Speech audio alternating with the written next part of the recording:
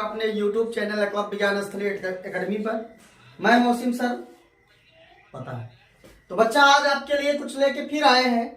जो हम कहे थे बच्चों आपको जीरो से हीरो बनाने का काम करेंगे फिजिक्स में, तो उसी श्रृंखला को आगे बढ़ाते हुए बच्चों आज आपको फिजिक्स पार्ट 2 का लेक्चर नंबर 2 लेके आपके सामने उपस्थित हुए। बच्चों प्रकाश के बारे में हमने जानकारी थोड़ी बहुत ले ली, अब और डीपली जानकारी लेते हैं बच्चों, फिर हम प्रकाशिक घटनाओं की बात करते हैं। बिना बकवास के बच्चा हम सीधे मुद्दे पे आते हैं।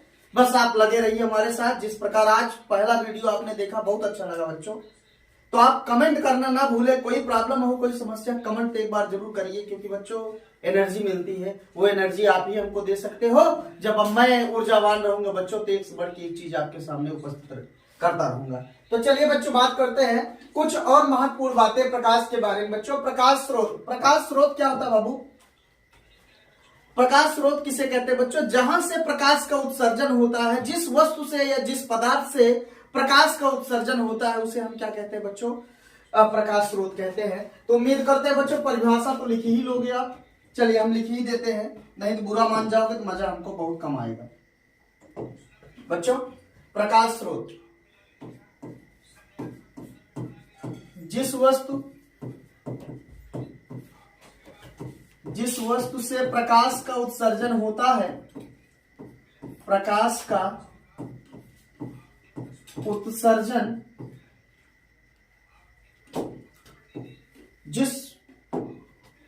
जिस वस्तु से प्रकाश का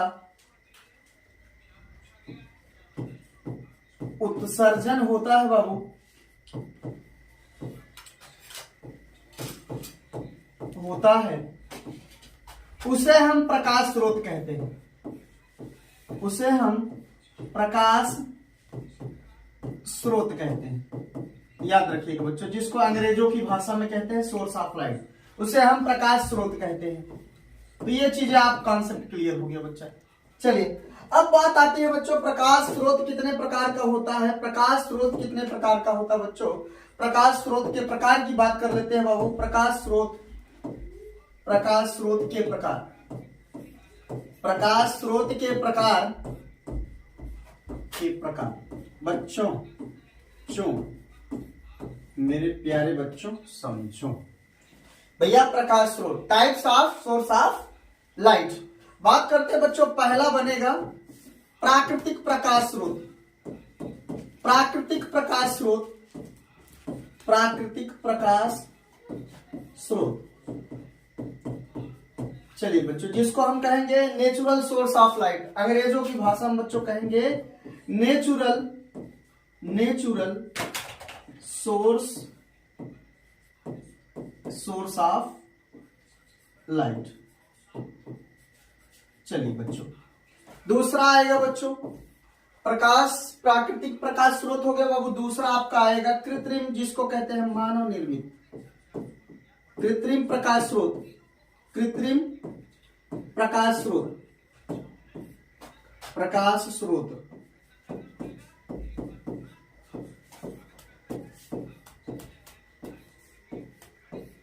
भैया अब सुनिए, जो प्रकृति में स्रोत पाया गया, ऐसा स्रोत जहां जो प्रकृति में पाया जाता हो, उसे हम क्या कहते हैं बच्चों?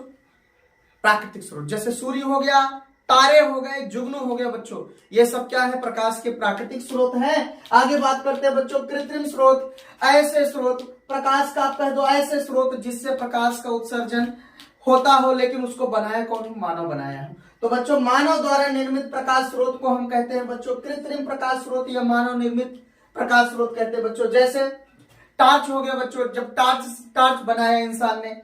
विद्युत बल्ब हो गया बच्चों, ये भी प्रकाश स्रोत है। लालटेन हो गया, मोमबत्ती हो गई, उसका भाई बड़ा वाला मोमबत्ता हो गया। तो बच्चों ये सब प्रकाश के क्या है? स्रोत है। तो आप उम्मीद करते हैं बच्चों पर ये चीज क्लियर हो गया प्रकाश स्रोत के बारे में। आगे बात करते हैं बच्चों प्रकाश की प्रकृति के बारे में बात करते हैं कि प्रकाश की प्रकृति होता कैसे है बच्चों। प्रकाश ऊर्जा का संचरण जो होता है बच्चों विद्युत चुंबकीय तरंगों के रूप में होता है। पहली बात तो मैं आपको दिखाना चाहूंगा बच्चों विद्युत चुंबकीय तरंगे कैसे संचरित होती हैं। पहला कंडीशन यही कहा कि प्रकाश जो है प्रकाश ऊर्जा का संचरण विद्युत चुंबकीय तरंगे के रूप में होता है। इसका मतलब जब किसी प्रकाश स्रोत से बच्चों प्रकाश निकलता है तो प्रकाश विद्युत चुंबकीय तरंगों के रूप में निकलता है। तो मतलब बच्चा ऐसे तरंगे जो ये रिप्रेजेंट करती है विद्युत क्षेत्र और चुंबकीय क्षेत्र, जिनके कंपन क्या हो बच्चों, इनके तरंग संचरण की दिशा की क्या हो, लंबवत हो, तो ऐसे तरंगों को हम कहते हैं बच्चों विद्युत चुंबकीय तरंगे। मैं चित्र बना के दिखाता हूं बच्चों, मैं चित्र बनाता हूं, यहां देखिए आप, ये अनुप्रस्थ प्रकृति की होती है बच्चों। ये ऊपर वाली लाइन बाबू आपका विद्युत क्षेत्र दिखाएगा, ये वाली लाइन क्या है बच्चा, चुंबकीय क्षेत्र। अब देखना बच्चों, ये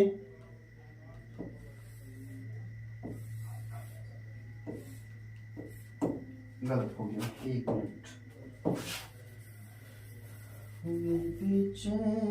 पहली बार जाना,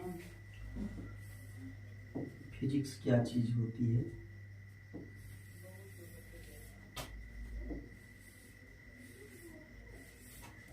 देखिए बच्चों, ये तरंग संचरण की दिशा है। अब यहां देखिए ये बच्चों,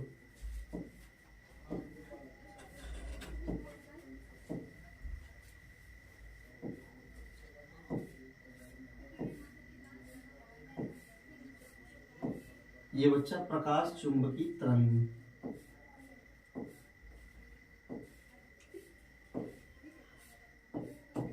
इसका मतलब बच्चों ये विद्युत क्षेत्र रिप्रेजेंट करेगा, ये चुंबकीय क्षेत्र, मतलब वह चुंबकीय तरंग या कह दो वह तरंगे जिस विद्युत क्षेत्र और चुंबकीय क्षेत्र के कंपन जो है बच्चों तरंग संचरण की दिशा के क्या हो, लंबवत कंपन करे, तो ऐसी तरंगों को हम कहते हैं विद्युत चुंबकीय तरंगे। और ये विद्युत चुंबकीय तरंगे कैसी होती है बच्चों, अनुप्रस्थ होती है। क्या होती है वो, अनुप्रस्थ होती है। चलिए आगे बात करते हैं बच्चों, अगली बात करते हैं प्रकाश के बारे में बच्चों। प्रकाश सीधी रेखा में चलता है, प्रकाश कभी भी टेढ़ी मेढ़ी रेखा में नहीं चलता है। अगर बच्चों प्रकाश सीधी रेखा में न चलता, टेढ़ी मेढ़ी रेखा में चलता, तो हमको घर बनाते समय उसका छत देने की क्या जरूरत थी। गर्मी के समय में बच्चों मई जून का महीना होता है, हम छाता लेके निकल जाते हैं। अगर वो छाता लेने की क्या जरूरत थी जब प्रकाश की किरण बच्चों घूम के चली जाती। तो बच्चों प्रकाश की किरण आती है लेकिन डायरेक्टली नहीं आती, स्कैटर्ड होके आती है। तो बच्चों ये चीज होगी, प्रकाश सीधी रेखा में चलता है। आगे बढ़ते हैं बच्चों, अगला कॉन्सेप्ट क्या है देखते हैं बच्चों। दृश्य प्रकाश की बात करते हैं बच्चों। ऐसा प्रकाश जिसे हम देख पाते हैं उसको हम क्या कहते हैं बच्चों, दृश्य प्रकाश। तो सूर्य के प्रकाश को हम कहते हैं श्वेत प्रकाश बच्चों। और श्वेत प्रकाश में कितने घटक होते हैं, कितने घटक होते हैं बाबू, 7 घटक होते हैं। कितने रंग होते हैं, 7 रंग। कैसे होता है वो दिखाते हैं हम, कैसे होता है। दृश्य प्रकाश में कितने रंग होते हैं बाबू, दृश्य प्रकाश में, दृश्य प्रकाश में, दृश्य प्रकाश में 7 रंग होते हैं, 7 रंग होते हैं। एक जादू की बात बताऊंगा बच्चों, कितने रंग होते हैं, 7। तो याद रखना बच्चों, बैनी आह पिनाला, बैनी आह पिनाला, नाला, ये देखिए बच्चों 7 रंग है इसमें, बैनी आह पिनाला। बाबू बै मीन्स होता है बैगनी, बै मीन्स होता है बच्चों बैगनी, नी मीन्स होता है बच्चों नीला, आसमानी, आ मीन्स आसमानी, हा मीन्स हरा, पी मीन्स पीला, ना मीन्स नारंगी, ला मीन्स क्या बच्चा लाल। तो बच्चों आपसे अगर पूछा जाए दृश्य प्रकाश में कितने रंग होते हैं तो आप जवाब दोगे 7 रंग होते हैं। कौन कौन बच्चों, बैनी या पिनाला, जिसको बै मीन्स बैगनी, नी मीन्स नीला, आ मीन्स आसमानी, हा मीन्स हरा, पी से पीला, ना से नारंगी, ला से लाल बाबू। और अंग्रेजी में कहते हैं बच्चों विबग्योर बोलते हैं इसको। देखिए क्या बोलेंगे, violet, indigo, blue, green, yellow, orange, red. तो बच्चों 7 रंग होता है। अगर मैं आपसे एक क्वेश्चन पूछ लूं बच्चों, होते 7 रंग है बाबू, देखते कितने हैं?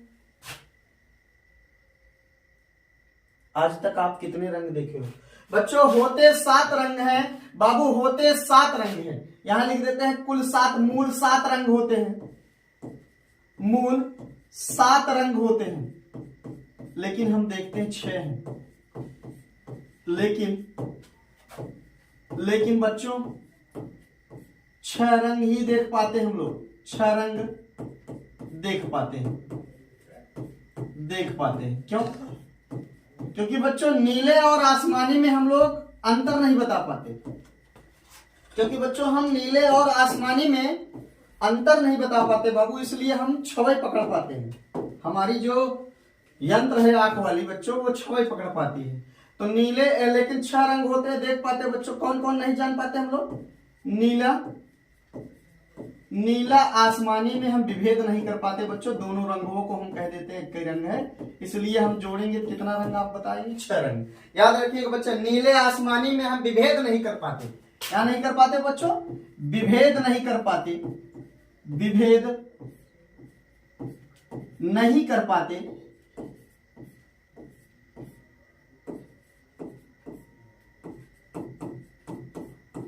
इसलिए बच्चों हमको लगता है 6 रंग है, लेकिन वास्तव में बच्चों होते कितने हैं? 7 रंग। आगे बात करते हैं बच्चों। अगर आपसे पूछा जाए बच्चों, अभी अपवर्तनांक पे हम चर्चा करेंगे, तब वहां रंगों की बात करेंगे बच्चों। आगे बढ़ते हैं। अब बताना बच्चों, किस रंग की सुग्राहिता आंख की सबसे ज्यादा होती है बच्चों? सुग्राहिता,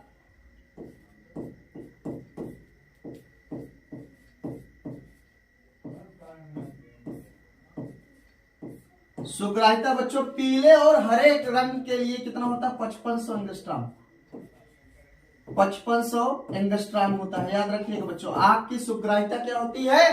पीले और हरे रंग के लिए। किसके लिए बच्चा? पीले, पीले, कौन सा बच्चा? पीले और हरे रंग के लिए, पीले और हरे रंग। आगे बच्चों, तरंगधारी चाल और आवृत्ति की बात करते हैं बच्चों। मैं एक बात बताने चल रहा हूं, जान लो बच्चों। जब प्रकाश की किरण एक माध्यम से दूसरे माध्यम में जाती है, क्या बदलता है, क्या नहीं बदलता बच्चों? एक माध्यम से दूसरे माध्यम में जाएगी तो उसका चाल बदल जाएगा, उसका वेवलेंथ बदल जाएगा, लेकिन उसकी आवृत्ति नहीं बदलती बच्चों, और रंग नहीं बदलता। याद रखिएगा, फिर से सुन लीजिए, हमारी बतिया सुनिए। जब प्रकाश की किरण एक माध्यम से दूसरे माध्यम में जाएगी तो उसका क्या क्या बदलेगा, क्या नहीं बदलेगा? तो बच्चों उसकी चाल बदल जाएगी, उसकी दिशा बदल जाएगी, अपवर्तनांक बदल जाएगा, लेकिन रंग और आवृत्ति नहीं बदलेगी। तो बच्चों हम यहां एक रिलेशन बनाने वाले हैं। यहां एक तरंगदैर्घ्य, चाल और बच्चों आवृत्ति में रिलेशन, आवृत्ति में रिलेशन। तो बच्चा देखिए क्या होता है बच्चों। मान लेते हैं वायु में, वायु में प्रकाश की चाल बच्चों, प्रकाश की चाल को हम सी से रिप्रेजेंट कर देते हैं। सी तरंगदैर्घ्य कितना बच्चा? तरंगदैर्घ्य बच्चों लैम्डा है, और आवृत्ति को बच्चों हम एफ से रिप्रेजेंट कर देते हैं, आवृत्ति को एफ से। तो बच्चा सूत्र क्या होता है? सी बराबर होता है बाबू एफ लैम्डा। सी बराबर क्या होता है? F lambda. याद रखिएगा बच्चा, जहां एफ क्या है? फ्रीक्वेंसी है। अब बात करते हैं बच्चों, अब बात करते हैं, मान लो एक माध्यम आपका यहाँ है, माध्यम 1, यही बात कर लेते हैं बच्चों, जो कि बाद में बात करने वाले थे, यही कर लेते हैं। ये माध्यम 1 है, ये माध्यम 2 है। अब कैसा माध्यम है, कहां बच्चा? मान लो जब प्रकाश की किरण आती है तो इसकी चाल शुरुआत में बच्चों B1 है, बाद में ये मान लो कितना हो गया बच्चा? B2 हो गया। इसका वेवलेंथ हुआ बच्चा शुरुआत में लैम्डा 1 है, इसका वेवलेंथ हुआ क्या है? अब देखिए यहां से बच्चा पहले करने अपवर्तनांक देखिए कांस्टेंट। जब प्रकाश की किरण बच्चों एक माध्यम से दूसरे माध्यम में जाएगी तो इसका B1 से देखिए चाल B2 हो गया, लैम्डा 1 से क्या हो गया? लैम्डा 2, लेकिन एफ की वैल्यू नहीं बदलेगी। तो बच्चों सी के प्लेस पे हम B1 लिख देते हैं। तो B1 बराबर बच्चों, B1 बराबर बच्चों एफ लैम्डा 1, इक्वेशन फर्स्ट मान लो, और B2 बराबर बच्चों एफ लैम्डा 2। हम दोनों का रेशियो बनाते हैं बच्चों। जब रेशियो बनाएंगे बच्चा B1 बटा B2, F lambda 1 upon F lambda 2। बाबू एफ से एफ खत्म हो गया, आपके पास क्या गया बच्चों? B1 अपान B2 बराबर बच्चों लैम्डा 1 अपान लैम्डा 2। इससे ये पता चलता है बच्चों, इससे ये पता चलता है जब प्रकाश की किरण एक माध्यम से दूसरे माध्यम में जाएगी तो उसका चाल बदल जाएगा, उसका वेवलेंथ बदलेगा, लेकिन बच्चों फ्रीक्वेंसी और रंग नहीं बदलता है। एकदम क्लियर हो गए होंगे बच्चों। अब जो ये B1 अपान B2 है, लैम्डा 1 अपान लैम्डा 2 का जो रेशियो है बच्चों, वही क्या कहलाता है? अपवर्तनांक कहलाता है। क्या कहलाता है बच्चों? अपवर्तनांक की बात कर लेते हैं यहीं से हम। अपवर्तनांक ये क्या बच्चा? गुण है, माध्यम का गुण है अपवर्तनांक। आपने कक्षा 10 में पढ़ा होगा बच्चों, जब प्रकाश की किरण एक माध्यम से दूसरे माध्यम में जाती है तो वो अपने मार्ग से विचलित हो जाती है। और उसमें एक नियम पढ़ा था बच्चों, एक नियम ये पढ़ा होगा आपने बच्चों, एक नियम ये पढ़ा होगा आपने। थोड़ा सा परिचय दे रहे हैं बच्चों, बाकी पूरा डिटेल देंगे हम फिर। चलिए, ये मान लो बच्चों सघन माध्यम है, सघन माध्यम। अब बताओ बच्चा, सघन माध्यम किसे कहते हैं? विरल माध्यम। ये विरल है, विरल माध्यम। बच्चों मान लो प्रकाश की किरण, जब प्रकाश की किरण आती है, जब प्रकाश की किरण आएगी तो बच्चा ये अभिलंब की ओर झुक जाएगी। ई कोण होता है आपतन कोण, ये कोण होता है बच्चा अपवर्तन कोण। तो बच्चा यहां पर जो स्नेल का नियम बना था, आपतन कोण की ज्या, आपतन कोण की ज्या तथा अपवर्तन कोण की ज्या का अनुपात जो होता है नियत होता है। इसी नियतांक को हम बच्चों क्या कहते हैं? अपवर्तनांक कहते हैं। इसे हम यहाँ से प्रदर्शित करते हैं। आगे बात करते हैं बच्चों, अपवर्तनांक का मात्रक क्या होता है बच्चों? अपवर्तनांक का कोई मात्रक नहीं होता, क्योंकि इसमें बच्चा जो ऊपर कोण का डिग्री होगा तो इसका नीचे हो जाएगा। यही अपवर्तनांक बच्चों इसके बराबर भी हो जाता है, b1/b2 हो जाता है, λ1/λ2 भी हो जाता है। जब बच्चा चालों के आधार पे अपवर्तनांक निकालना सिखाएंगे तब आपको वहां प्रूफ करेंगे। अभी हम सिर्फ परिचय दे रहे हैं बच्चों, इतना हम उम्मीद करते हैं इतनी चीजें क्लियर है, आप स्क्रीनशॉट ले सकते हैं। आगे बढ़ते हैं बच्चों, अपवर्तनांक पे चर्चा कर लेते हैं। थोड़ा सा अपवर्तनांक पर चर्चा कर लेते हैं बाबू। अपवर्तनांक पे देखिए क्या होता है, किसका रंग क्या होता है, कैसे अपवर्तनांक। बच्चों देखिए अपवर्तनांक याद रखना, बैंगनी रंग का अपवर्तनांक सबसे, बैंगनी रंग का अपवर्तनांक सबसे ज्यादा होता है बच्चों। अपवर्तनांक सबसे ज्यादा होता है।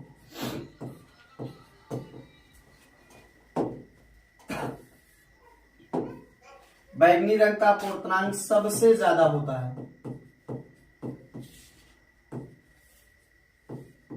अब बच्चा उसके बाद बैगनी, देखिए बैंगनी, नीला उससे कम, आसमानी उससे सबसे कम। बच्चा सबसे कम अपवर्तनांक, सबसे कम अपवर्तनांक बाबूजी बताइए, सबसे कम अपवर्तनांक किसका? लाल का,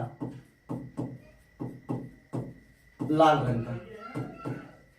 बताइएगा 12 बजे रात कोई उठा के पूछे बच्चा सबसे ज्यादा अपवर्तनांक किसका होता है? बैगनी का। सबसे कम अपवर्तनांक लाल का। सबसे तेज कौन चलता है बच्चों? बैगनी तेज चलता है, ये सबसे तेज चलता है बच्चों बैगनी। सॉरी गलती हो गई बच्चों, सबसे ये स्लो चलता है। ये क्या करता है? सबसे कम चाल इसकी होती है बच्चों, और इसकी चाल सबसे ज्यादा होती है, सबसे ज्यादा इसकी चाल होती है बच्चों। अब बताओ बच्चा, सबसे ज्यादा प्रकीर्णन किसका होगा बच्चों? बैगनी का, क्योंकि यही स्लो चलता है, और स्लो चलने के कारण बच्चों धूलकण मिट्टी है इसको, इसके रास्ते में क्या करती है? ज्यादा रुकावट डालती है बच्चों। इसलिए बैगनी रंग का क्या होता है बच्चा? प्रकीर्णन भी कम होता है, लेकिन लाल रंग का प्रकीर्णन क्या होता है? ना के बराबर होता है बच्चों, ना के बराबर होता है। इसलिए देखिए हम लोग सिग्नलों के लिए लाल रंग का प्रयोग करते हैं, ताकि हम लोग बहुत दूर से ही वस्तुओं को देख पाए, क्योंकि लाल रंग की प्रकाश की किरणें क्या है? बहुत तेज चलती हैं। तो बच्चों याद रखना, ये हो गया अपवर्तनांक पे चर्चा। आगे बढ़ते हैं बच्चों, आगे बढ़ते हैं। अगला कॉन्सेप्ट क्या है बच्चों? प्रकाश के गुजरने के आधार पर वस्तुओं की बात करते हैं। और थोड़ा सा बच्चा और चीजें जान लेना, वहीं लिख लेना, जानते रहिएगा। अलग अलग माध्यमों में प्रकाश की चाल क्या होती है बच्चों? अलग अलग होती है।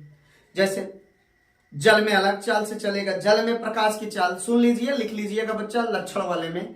प्रकाश की चाल बच्चों जल में होता है 2.25 × 10⁸ मीटर पर सेकेंड। कांच में होता है बच्चों 2 × 10⁸ मीटर पर सेकेंड। और वायु में होता है बच्चों 3 × 10⁸ मीटर पर सेकेंड। ये हम लक्षण बता रहे हैं बच्चों, ये हो गया। अब आगे बात करते हैं बच्चों, प्रकाश को एक स्थान से दूसरे स्थान तक जाने के लिए किसी माध्यम की जरूरत नहीं होती। अगर माध्यम मिलेगा प्रकाश तब भी जाएगा, माध्यम नहीं मिलेगा तब भी प्रकाश जाएगा। तो बच्चा उम्मीद करते हैं लक्षण तो एकदम क्लियर हो गया होगा। आगे बढ़ते हैं। आप बच्चा नोट्स अपने मन से बनाइए, देखते हैं कितना अच्छा आप नोट्स बनाते हो। आप मेरे लेक्चर को सुनिए और नोट्स आप अपने आप तैयार करिए, देखते हैं कितना बच्चा अच्छा आप तैयार करते हैं। बच्चों प्रकाश के गुजरने के आधार पे बच्चों वस्तुओं के प्रकार की बात करते हैं। तो प्रकाश के गुजरने के आधार पे बच्चों वस्तुएं तीन प्रकार की होती है बच्चों, पारदर्शी, अपारदर्शी, पारभासी या पारभाषक कहते हैं बच्चों। इसकी बात कर लेते हैं। पहले हम लेक्चर दे देते हैं बाबू, तब लिखते हैं परिभाषा, ताकि आपके दिमाग में एकदम बैठ जाए। ऐसी वस्तुएं या ऐसे पदार्थ जिनसे प्रकाश की किरणें अधिकांशतः आर पार निकल जाएं। ऐसी वस्तुएं जिनसे प्रकाश अधिकांशतः आर पार निकल जाए, तो ऐसी वस्तुओं को हम कहते हैं बच्चों पारदर्शी वस्तुएं, या उसके माध्यम को कहते हैं पारदर्शी माध्यम। क्या कहते हैं बच्चों? पारदर्शी। जिससे प्रकाश की किरणें बिल्कुल भी आर पार ना निकल पाए उसे हम क्या कहते हैं बच्चों? अपारदर्शी। और जिससे बच्चों प्रकाश की किरण तो तेज चले लेकिन थोड़ी देर में क्या हो जाए? स्लो हो जाए, तो ऐसे माध्यम को हम कहते हैं बच्चों पारभाषक कहते हैं। क्या कहते हैं बाबू? पारभाषक। उम्मीद करते हैं ये भी चीज आप क्लियर कर लिए होंगे। लिख लेते हैं बच्चों, लिख लेते हैं, नहीं तो नाराज हो जाओगे आप लोग, तो मजा नहीं आएगा हमको।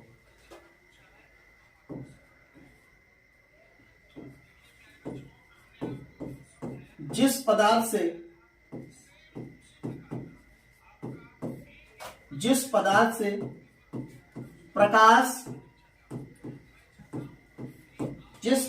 प्रकाश पूरी तरह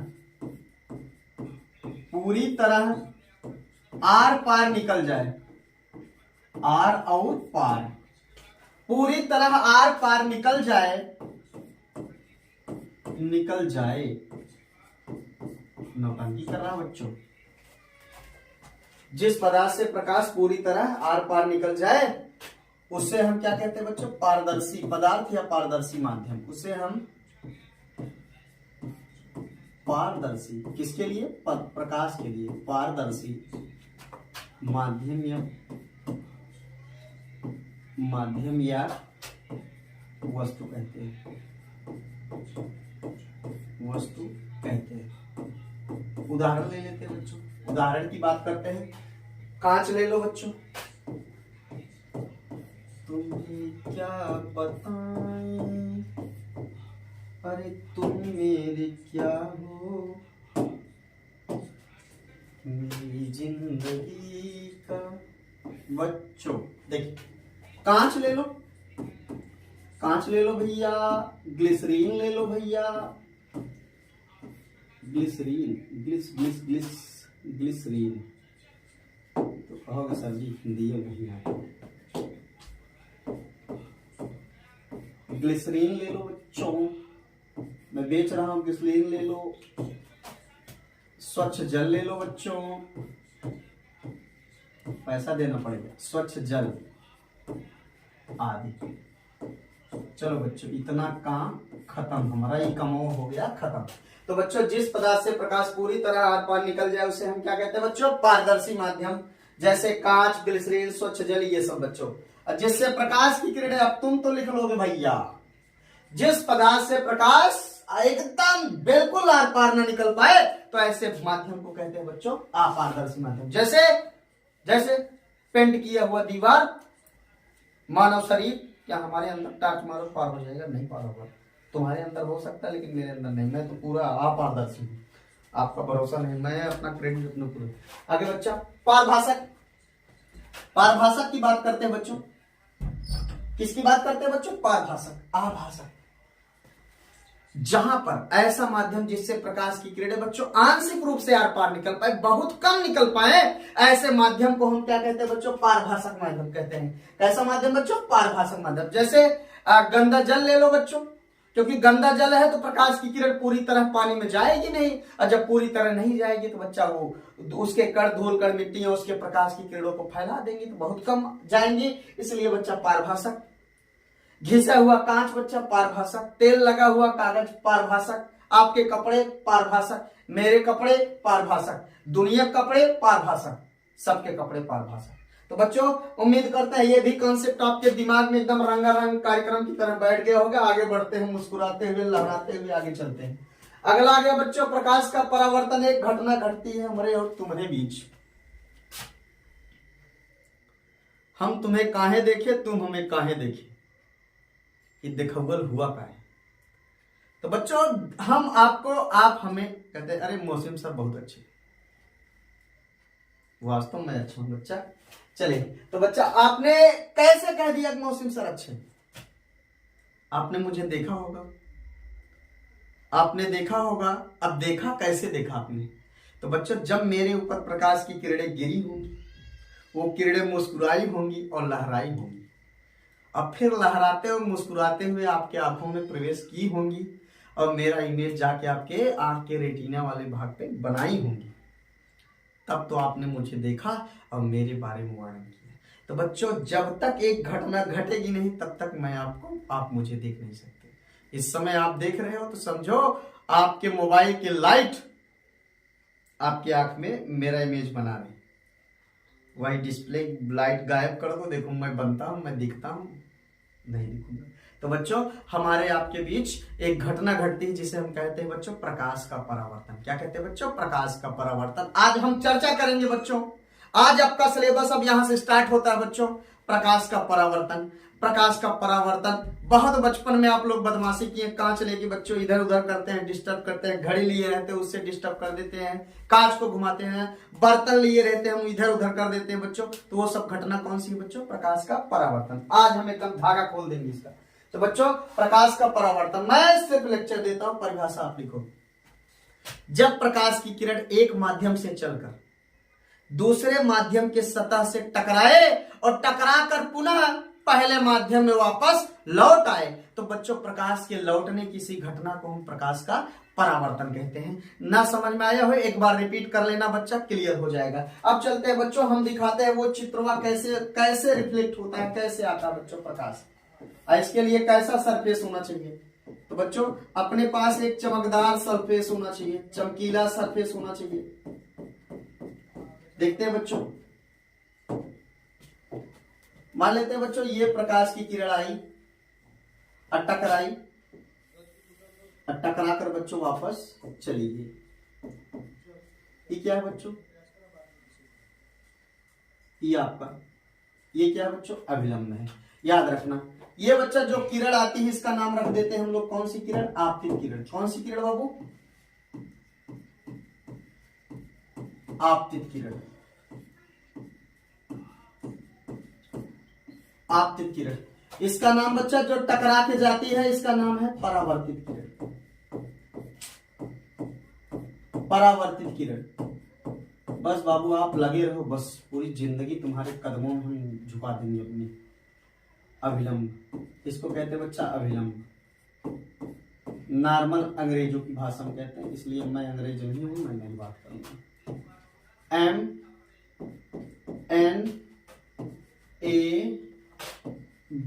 बच्चों, अब प्रकाश की किरण आई, एक तरफ दूसरा माध्यम, एक तरफ दूसरा। बच्चा पहले माध्यम में चल के आई, पहले माध्यम में वापस लौट गई, तो प्रकाश के लौटने किसी घटना को बच्चों हम कहते हैं, क्या कहते हैं बच्चों? प्रकाश का अपवर्तन कहते हैं। क्या कहते हैं बच्चों? प्रकाश का अपवर्तन। यहां देखिए, अभिलंब और आपतित किरण के बीच बना कोण क्या कहलाता है? आपतन कोण। अभिलंब और परावर्तित किरण के बीच बना कोण क्या कहलाता है बच्चों? परावर्तन कोण। इसका नाम रख देता हूं बच्चों, इसका नाम है परावर्तन। मैं क्या रखूंगा? परावर्तन कोण। कौन सा कोण बच्चों? परावर्तन कोण। चलिए, इसका नाम क्या है बच्चों? आपतन कोण। आपतन कोण। आपतन कोण। परिभाषा सुन लो बाबू, एक बार परिभाषा सुन लो, बहुत अच्छे बच्चे आप लोग। प्रकाश का परावर्तन परिभाषा हमने बता दी है बच्चा। हम चित्र बना रहे हैं। मान लेते हैं अपने पास बच्चों एक चमकदार तल है जिसका नाम क्या है बच्चों? यमोन M2 है। माना एक किरण AN जो कि चमकदार तल यमोन के बिंदु N पर गिरती है और परावर्तन के पश्चात बच्चों NB दिशा में निकल जाती है। तो बच्चा ये हो गया। अब बताना यहाँ पर जो किरण आई है आपतन बिंदु पर, इस पॉइंट को कहते हैं आपतन बिंदु। आपतन बिंदु, इस पॉइंट को कहते हैं बच्चों आपतन बिंदु। तो जो किरण बच्चों इस पर आपतित होती है उसको हम कहते हैं आपतित किरण, और जो टकरा के जाती है बच्चों उसको परावर्तित किरण। और ये अभिलंबवा है, अभिलंब और आपतित किरण के बीच बना कोण क्या कहलाता है? आपतन कोण। इसे हम एंगल आई से प्रदर्शित करते हैं। इतना लिख ही लोगे बच्चों। दूसरा लिखना, परावर्तित किरण और परावर्तन के बीच, परावर्तित किरण और अभिलंब के बीच बना कोण परावर्तन कोण कहलाता है। इसे हम एंगल आर से क्या करते हैं बच्चों? प्रदर्शित करते हैं। ये चीजें हो गई बच्चों। उम्मीद करते हैं बच्चों ये चीज आपका प्रकाश का परावर्तन एकदम क्लियर है। अब देखिए, क्या प्रकाश का परावर्तन होने के लिए बच्चा एकदम चमकदार तल ही चाहिए? गोली तल नहीं चलेगा, चलेगा, दौड़ेगा, दौड़ेगा, दौड़ाते हैं, कैसे नहीं चलेगा, नहीं चलेगा तो बवाल मचा देंगे हम।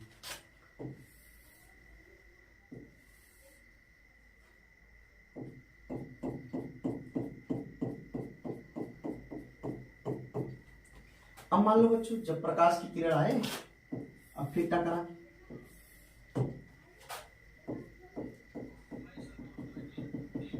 फिर वही कंडीशन,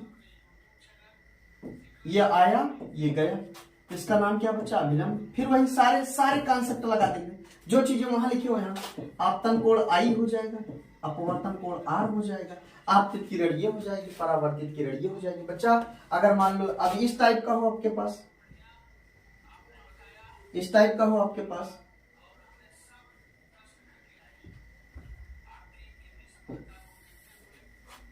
अब बच्चों इस टाइप का हो आपके पास,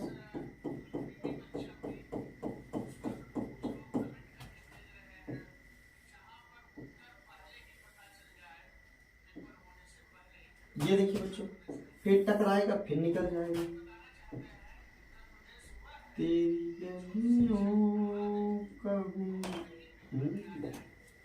भैया ई हमारी किरणवा आई और ई चली गई, तो बच्चा ई क्या है बीच में, अभिलंब। बताओ क्या क्या जरूरी है बच्चों, बोल दो भैया, बोल ही दो आज तुम लोग, क्या जरूरी है कि प्रकाश का परावर्तन होने के लिए बच्चों समतल पृष्ठ ही चाहिए? गलत बात, गोली पृष्ठ भी चलेगा बच्चा, गोली पृष्ठ भी चलेगा, बस चमकदार होना चाहिए। कैसा होना चाहिए बच्चों? चमकदार। तो उम्मीद करते हैं बच्चों प्रकाश का परावर्तन क्लियर हो गया होगा बच्चों। अब प्रकाश के परावर्तन का हम नियम बताते हैं, तब उसके प्रकार की बात करते हैं बच्चों। तो याद रखिएगा, इसमें हम दो चीजें बताएंगे, प्रकाश के परावर्तन का नियम यहां लिख देते हैं बच्चों, प्रकाश के परावर्तन का नियम, प्रकाश के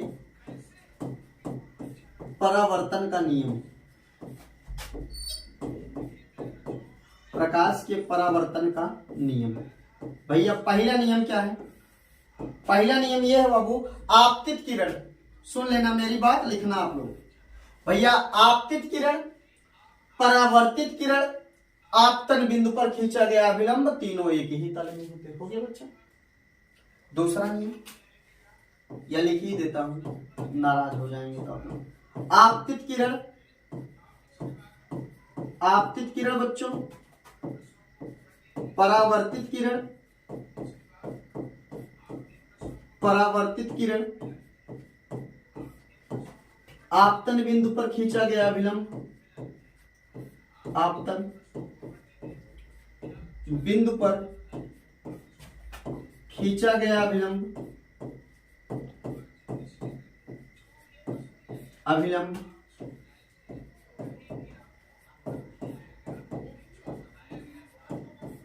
तीनों एक ही तल में होते हैं, तीनों एक ही तल में होते हैं, भैया पहला नियम। दूसरा भैया, आपतन कोण परावर्तन कोण के, आपतन कोण, आपतन कोण को बच्चों एंगल आई से लिखते हैं। आपतन कोण सदैव बच्चों परावर्तन कोण के बराबर होता है। तो बदमाशी कर रहा है बच्चों। आपतन कोण परावर्तन कोण के, परावर्तन कोण के बराबर होता है बच्चों। इसका मतलब बाबू एंगल आई बराबर एंगल आर, याद रखना।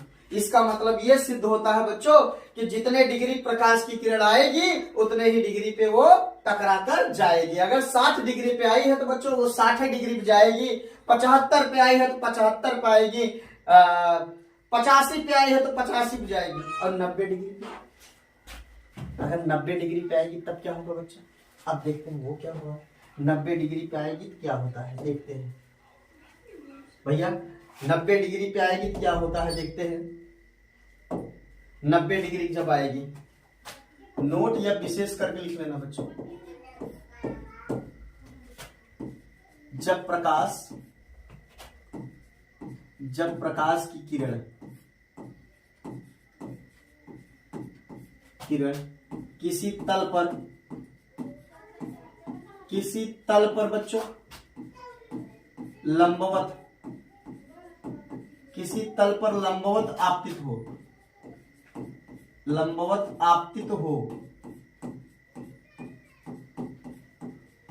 आपतित हो तो बच्चा क्या होता है। देखिए आपके सामने मैं खुद रखता हूं, आप खुद बताना बच्चों, मेरी बात मत मानना, तुम्हारे सामने एक चित्र बनाता हूं, उसी बात कर लेना, आप खुद समझ जाओगे।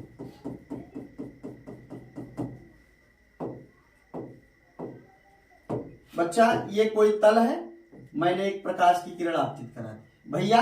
अब बताओ अभिलंब बना, अभिलंब वही तो हो गया बच्चा। अभिलंब पे जब आ रहा है तो बताओ अभिलंब और आपतित किरण के बीच का कोण कितना हो गया, I बराबर 0 डिग्री, R बराबर 0 डिग्री। तो बच्चों ये टकराकर पुनः उसी मार्ग से क्या हो जाएगी, वापस लौट जाएगी, ये याद रखना बच्चों। और एक दर्पण की बात करते हैं बच्चों, एक दर्पण बनाएंगे, अभी पढ़ाएंगे आपको।